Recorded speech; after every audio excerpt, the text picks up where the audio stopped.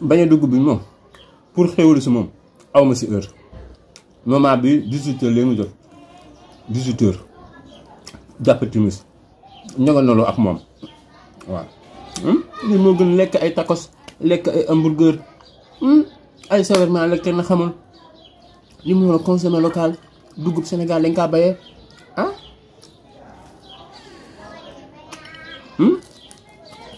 ba amul café amulaa meew jëlal ndox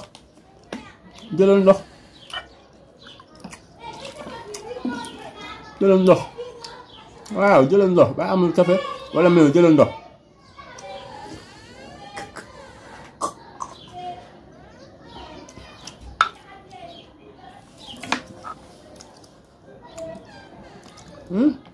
la waay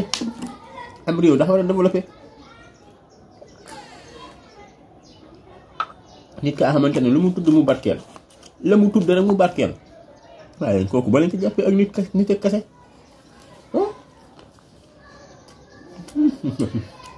bañam bi neex na daanaka sooda mi bañam bi neex na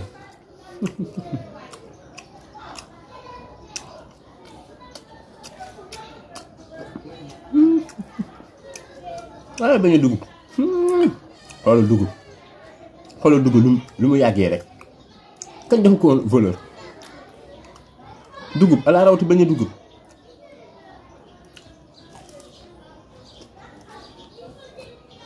mi ngi noonu waa zone nord Thiès ñoo fi organisé woon ab beñe dimanche Allahu akbar sooy ànd ak nit mu bëgg dara danga koy bëggale lii la Ousmane Sonko bëgg beñe ak café lii la président Ousmane Sonko bëgg beñe ak café maire yaa ngi beñe xale yaa ngi beñe ñëpp a ngi beñe alhamdulilah ay waay consommé local dellu si waat na ci réew mi beñe baa ngi nii patriote yaa ngi nii ay waay patriote yaa ngi nii Allahu akbar xoolal sunu yaay booy ay waay beñe baa ngi nii zone nord Thiès